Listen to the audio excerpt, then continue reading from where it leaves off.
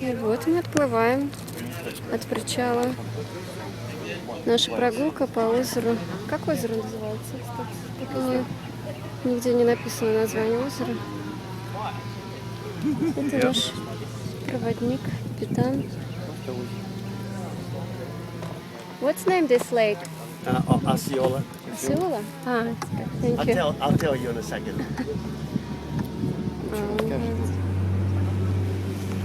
Осеола. Осеола — это название одной из групп индейцев. Как это разновидность? Племя. Племя индейцев. Well, welcome aboard the scenic boat tour. I'm so glad you're here. Are you glad you're here? Yay! I'm Captain Wendell, and this is Lake Osceola, named after the famous Seminole Indian leader. Now, he was never really a chief, but he was a great warrior. In fact, they claim he had a camp right over here on the edge of the lake. Now, this is about a 120-acre lake, great for largemouth bass fishing. In fact, they pulled a 16-plus pounder out of here. And, of course, it has a few alligators and a few otters in it. But then every lake in Florida has a few alligators in it. Now, we'll be going through 3 lakes and 2 canals in about 55 minutes. So, folks, fasten your seatbelts, hold your hats on, and prepare for a good time.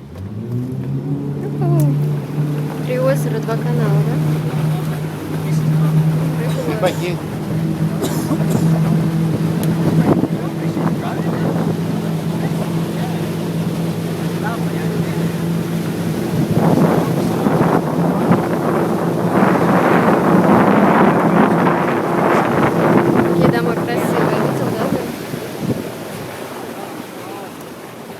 So let me test your powers of observation. What do you see there? That's the Polasic Museum. Alban Polasic immigrated from what is now the Czech Republic back in 1901 and became America's foremost sculptor of the 20th century. Do you see some of his statues on the gardens? Do you see them? Can you see some of the statues there? Yeah. There's about 200 of his works of art on display, both on the gardens and in the house, which is now a museum. And great place to visit. $5 admission. В этот музей хотели мы зайти потом. Музей скульптур. Now we're getting ready to enter the Fern Canal, of course named after the fern on either side. And there is a low bridge. Because of all the rain, we just might have to duck. We'll see when we get to it. Now, all this area was heavily forested at one time with pine, cypress, and oak trees. So there was a thriving lumber industry. In fact, it was lumberjacks who hand-dug these canals back in the 1870s so they could float the logs to the sawmill. Makes sense, right? The house on the end is the old Sinclair winter home built back in 1935. Henry Sinclair started his oil company back in 1916. Does anybody remember what the symbol of the Sinclair Oil Company was? Dinosaur. You got it. Big green dino. Somebody had their cup of coffee this morning.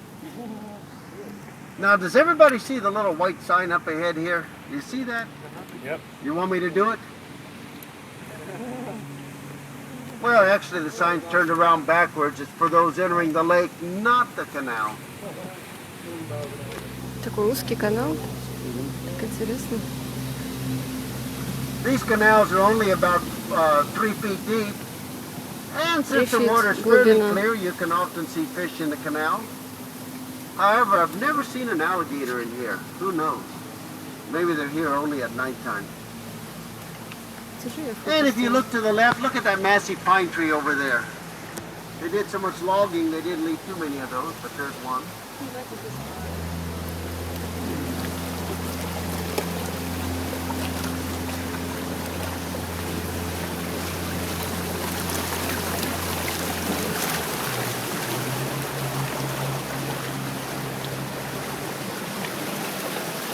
Okay, I'd like everybody please stand and introduce yourselves.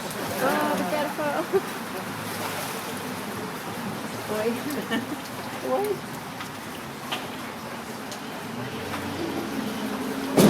Oi.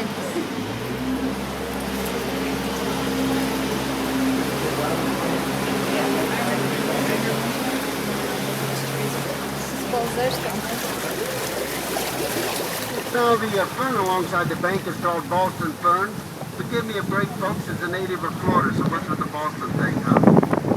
And there's fern on top of the branch. It's called resurrection fern. Just last week is as dead as a doornail, but now it's green. Had a little rain.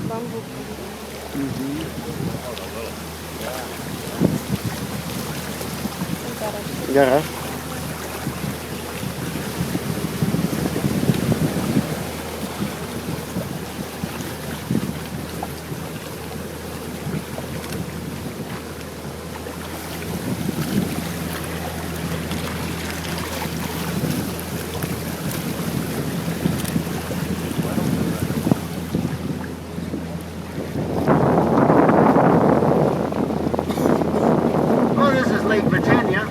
Named after the state of Virginia.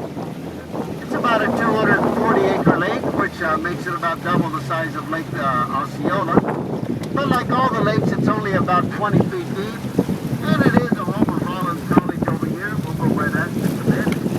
First of all, I'd like to find out where everybody's from. You folks up here in front, where are you all from? Orlando? Orlando? Yeah. Okay. Windermere? Okay. Okay. Okay. Orlando. Wow. Well, good. Welcome, welcome one and all.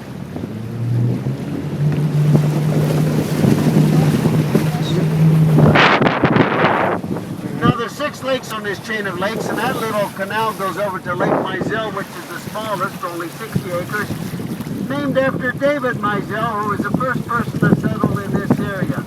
Moved down from Virginia back in 1858 and settled. Now the house on the end is the old, was built in 1925 as the men's club. Later for 20 years it was the music conservatory of Rollins College, and now it's just a very lovely private residence.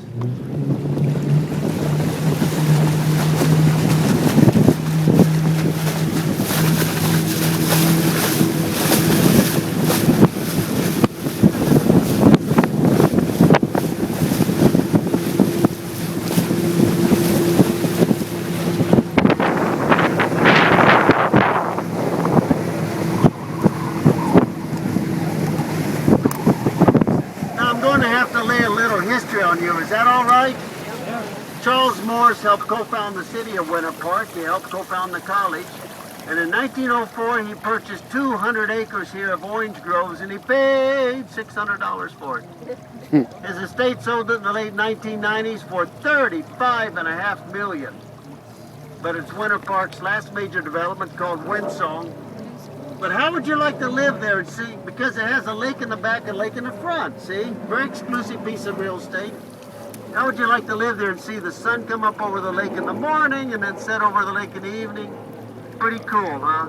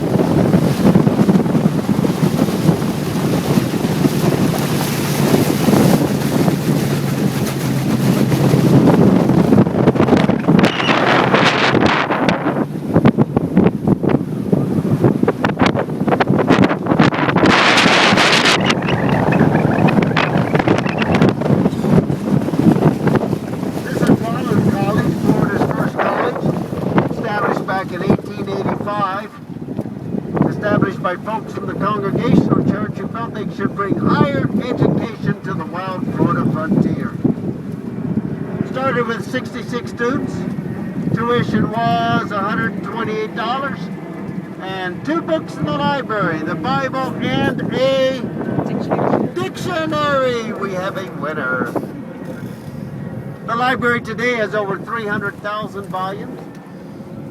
It's a lovely 70-acre campus, sort of built in a Mediterranean style. Up there we have the Student Union building overlooking the Olympic-sized swimming pool. Now, when they started the college, they passed a hat, and a local businessman dropped in a check for $50,000. Now, remember, 1885 would have been about the equivalent of $1 million today. So they asked him what his name was. He said Rollins. They said, well, you just bought yourself a college.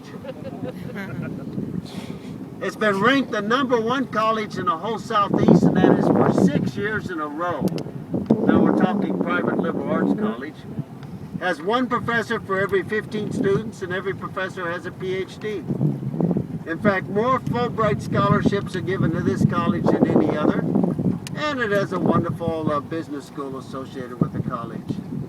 The steeple of Knowles Chapel is right ahead of us. Isn't that pretty? Sort of built in 1934, sort of the center point of the campus. The building behind the trees to the left is a dorm. Students come from about 40 states, a bunch of foreign nations, and there's about 1,800 undergrads on campus when school's in session. So folks, if tuition was $128 back in 1885, what do you think it is today? 20,000. 30. 20's low, 30's low. 45 is pretty much on the money. $42,000 for tuition, $8,000 for room and board, $50,000, $60,000 for an MBA, and we all know that that doesn't include beer and pizza now, does it? Mr. Rogers went there. Huh? Mr. Rogers went there. Oh yeah, I'll point that out in just a bit. They have an active intercollegiate competition in boating, sailing, rowing, and water skiing. See the ramp where the sailboats are? I saw an otter playing on that some time back.